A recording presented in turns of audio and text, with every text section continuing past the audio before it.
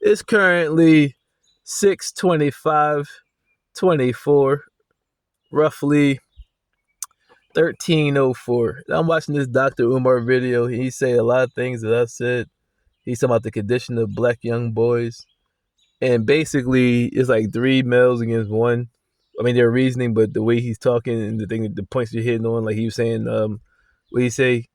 One of the bulls made the argument that why would women get mad, black women get mad especially because they marry dudes who are basically pookies who sell drugs and flashy and all that, rather than looking over Eli, who's a hardworking dude, take care of his shit. Keep in mind, Dr. Umar is a child psychologist. So understand, I mean, it's for children, but understand the mind, this is psychology.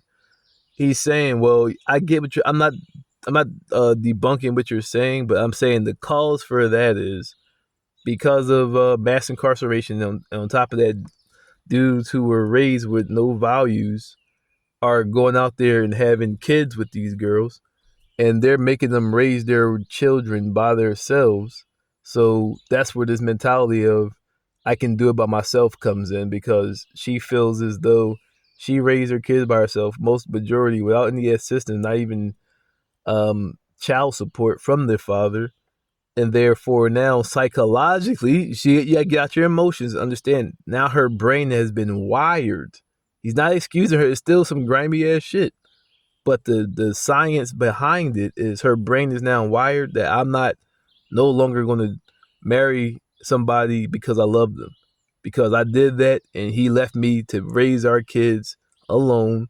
And I had to find all type of ways, probably some degrading ass ways, to provide for those children. So now when I go look for a spouse, I'm putting love to the back burner, and I'm putting what he can do for me to the front burner, which has created this disloyal, disrespectful female mind. He's saying, well, if the men start being men and start raising their children, not only their children, but going back into the community. Like I said, when I was a young boy, see, that 90s babies, our parents, we had over 50 black men and women, boys and girls. And our block only had about probably 10 kids out of those 50. But yet, when somebody else would come out from even our parents probably never met before, they would invite them into the house. They would talk to them and see what's going on. And see, a lot of them were Masons, so they had connections to help them, if they need some help. I mean, maybe a job or help their moms out. But by reaching out to a child that you don't even know, in the community, the majority, all those kids damn near was black. Yeah, exactly. Damn near one bull moved from around there was white. Like the bull, he lived in the apartments. But all the kids that I grew up with were black. So I know by experience, firsthand experience, what he's saying is true. Dudes, like I said, one boy I grew up with, he was very poor, and he spent more time with me and my pop. Like my pop would be talking to him, and now today he's in the military and making money. And I was like, say he never came in contact with that energy. Like yeah, exactly. What's the probability that he would go out there and sell drugs? Because his parents weren't that. He had mom and dad, but they just weren't financially stable. What's a good chance that he never had that mentorship, that he would have went out there and sold crack and probably end up with a criminal record? It's a more higher probability. But being, like I said, even with my shit, my two dudes I grew up with, one dude was a truck driver, their father was a electrician, and now I'm a certified electrician and a truck driver. Had I not seen that and grown up, yeah, see, we had myriads of people in our community, different professions, but that's something I could see myself doing. I mean, I ain't saying they're going to follow you, but if you got mentored with different professions and carrying that same energy, you're now giving them an option out of what they're seeing. See, exactly. See, take away those mentors. Now, say I'm in the hood. All I'm seeing who is successful are drug dealers and prostitutes and pimps. So now, psychologically, especially as a child or a young boy about 15, 16, only thing I see is prosperity is dope. So I'm gonna do that. I'm gonna pimp some women, or as a girl, I'm gonna go sell myself. So if you got more mentors to show them different avenues and high revenue avenues, I mean, of course, it might not make you a millionaire, but it could be steps to that. If you got to put that work in, then it's a good chance that they'll change their backgrounds. And dude's like, well, I take care of my kids. He's like, yes, that's good. That's nice. That's called individualism. We see it, and a lot of people that would say that in our community were women. They like, oh, my kids cry. But then the pop like, nah, man, we got. I mean, exactly. Go out there and show them. They see the ones who had that mentality in the community were the moms. The pops didn't think that way. See, right? But see, dudes that would say that, I guarantee them, out of three of them, at least two of them were raised in a single mom household. So they're fighting against the very thing in which they were raised by. They just happen maybe to have had a mentor that guided them, and all of them probably sold drugs in their life, just turned the life around. But imagine not having to do that and doing the turnaround before you even had to turn around. That's what he's saying. Like, you don't, you're raising your kids, but what, like I said, so your friends' kids, are you mentoring them? You taking them out? Like I said, we had a dude on the block that would work for Temple. He would cram us all into his car. Whoever parents could come, he would take them. He got like free tickets to go to football games and basketball games. He would take us all out. Then sometimes he even know the kid. Are you cool with him, right? Come on. That right there shows you exactly. We had other parents, I mean, that didn't go to the extent, but still, would at least talk to somebody that they didn't know that was associated with their kid, and just talk to them. I mean, probably somebody to talk to as mentorship, and show them a different path to what they were on. A lot of them heeded it. The majority heeded. Probably a small minority didn't heed it. So that shows you, by you getting involved not only in your own, of course you're supposed to be in your own kid's life, but then extending it outside of your family unit, you can make better young men and women. So that's what he's saying. As a man, that's what you're saying. Like, boy, I take care of my kids. He's like, see what you're saying? That's not the definition of a man. You're making excuses as though it's feminine, and saying, like, you can even hear in the video, the bulls are like, like, now when they get offended, they start both getting all hype.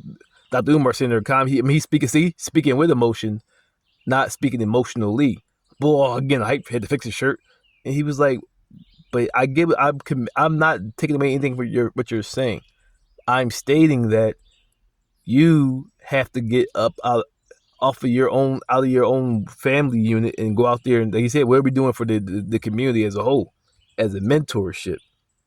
To get up your Saturday and go and volunteering at a big brother, little brother program, and then you got sons, so now they got somebody who makes them feel more comfortable around their age, hopefully, so now they can talk to them and play around with them while still getting lessons from you. How many black men that take care of their own kids are doing that?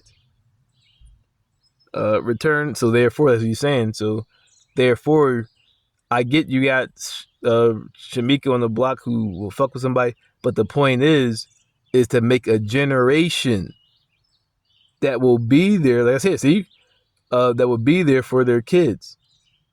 But like I said, they talking all this stuff. I'm like, all right, so you complain about the women in which you had to choose from. So the very person that's giving this interview is building a school for your boys, and the majority say they're not going to give him money because he's a scam artist. So how much does it cost to make a cell phone?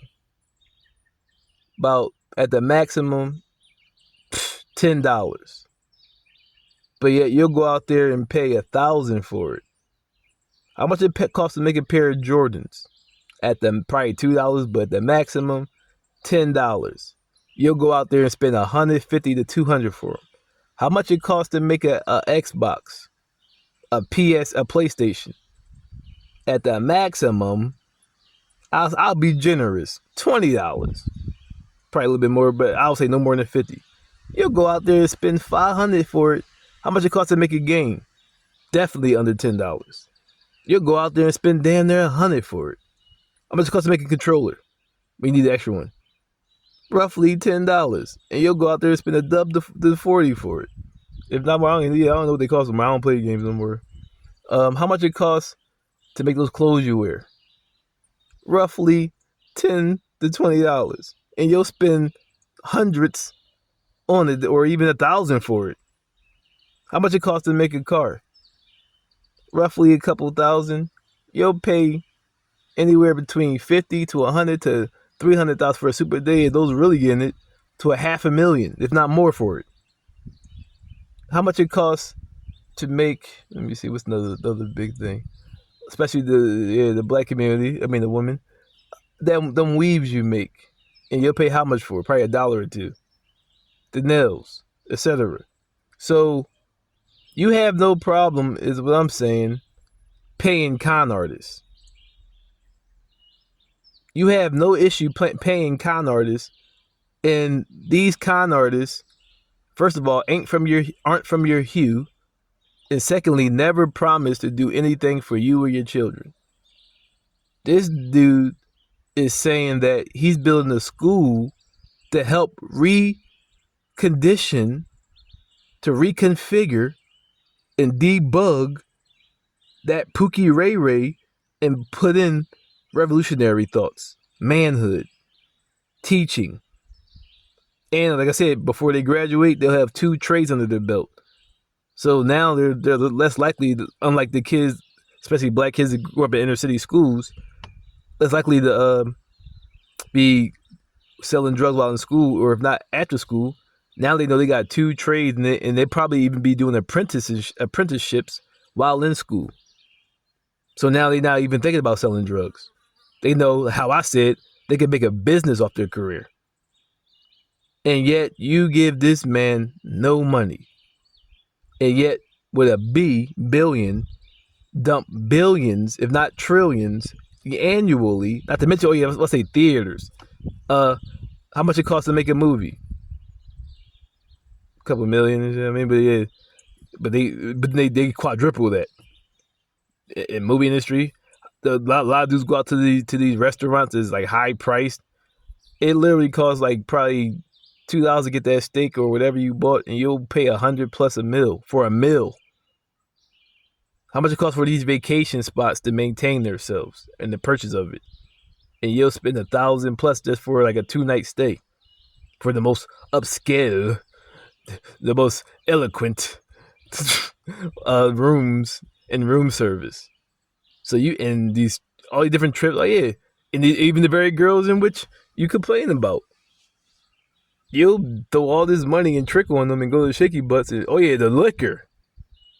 Dudes like a mother bear. You'll go to the club and buy bottles when you could have bought a bottle at the Wine and Spirit for $20, and you paying $200 or $300 for it at the bar. 2 or 3 shots at the bar, you done bought a whole bottle.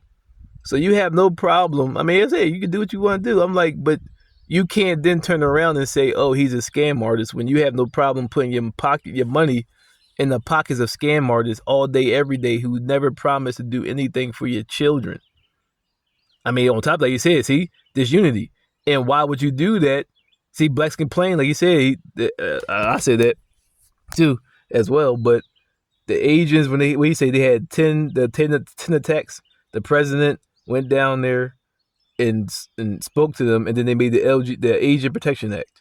You don't get that because you don't have no country behind you, as most blacks say. But like he was saying, well, what if I go over to Africa and say I got a trillion in money line to give to you if you were to aid me and support me, rather had to go to the very country that's oppressing you for resources and aid. So that money, so once again, you're throwing that money away in the con artists rather than putting it into a collective fold to the continent, support the continent, which therefore will support you and be able to support you when it comes to injustice. Well, if you don't start doing this for my people, I'm going to start. See, that's why a lot of people over here taking resources, because they got to go to them, because you over here spending money, trillions a year on bullshit. They got to go to them for loans, but in return, they got to now give a piece of their land or some of their jobs or whatever the case, and therefore letting them come in, and now they're taking over their land. But had you been loyal to the movement and to the unity of the people, it wouldn't be necessary or even possible. So that show you keep saying, oh, I'm doing me. That's what's up. Don't ever turn around and complain about the situation in which you're ignoring when it comes smack you in the face because you ain't loyal to the movement. And like you said, majority motherfuckers don't even marry within the culture. How am I married? So like I said, only way I can marry a white woman is if she is stand up for the people, but especially for my people. But it doesn't matter. If you benefit from that, I can't really see myself being with you. Because shit hit the fan, I'm going to go back to being me, and you're going to go back to being you. and you're going to still be benefiting. I'm going to be fucked up. If you fighting for me, yeah, I have no problem then being with you. But if you ain't fighting for me, I can't really be hyped with you. On top, I'm 12 years celibate, so it don't matter on any frequency. But you're participating in the very activities that is taking away resources in aid from the community, and then complain about the very community which you're neglecting and saying, "Oh, I'm a good person." Yes, I'm a good person too. But I can say my level is, being honest, I haven't done shit about, because of financial problems, of course. See, the very type of minds hating on me and pulling me down about bullshit. See, people, like I say, if I get rolled on and my friends are hanging out tomorrow with those who they rolled on, we're no longer friends. You're participating. Exactly. You got a lot of cooneries and selfishness. That's why I said, like, you can't complain when you ain't involved. And like I said, at least for that point, I was involved in my community over 10 years. Getting involved, like, yeah, if I see some young boy, give him some words of advice. Even if I see a homeless dude, I was trucking, like, you should get the CDL. You ain't got to live on the streets. You can drive at least until you make some money. Whenever I meet somebody, I give them advice. At least, exactly. But I'm involved in my community, taking care of it. When I see dudes doing certain shit, I go to the cops or go to the representative of my district, and I was involved in my community. You can't even say that much to protect your community from these Pookies and Ray Rays. But that's what he was saying. Like, how can you complain about something, but then now when the dude asking for money, he should have billions on tap. Like I said, if you did that, then just make him furnish receipts for everything he's spending as a supporter and a donator. Since you think he's a scammer, well, you got to provide everything you're spending. I want to see that everybody put that into that account specifically for that. So now when he spends something, matter of fact, he should take it upon his own self to post the receipts, and it should correlate with the diminishment of the total balance from that from the fund, if you're that hype. But you can't say that. So, but like I said, that don't even matter because you took a chance. If either way, you're getting scammed. But the part on his side is you're rolling the dice on your children's future by buying that stuff. You're destroying it because now you're creating consumers, spoiled brats, playing games, $8 billion hours a day rather than reading, developing their mind and elevating their mind. Chasing women that's not loyal to you or the culture or even a part of the culture, going out having fun over the duty of their people and of the people in general, but especially your people. That's what you're investing in. So the very thing, my bad. So the very thing you're investing in is the very thing you're complaining about. Return to Dark Side of Candor.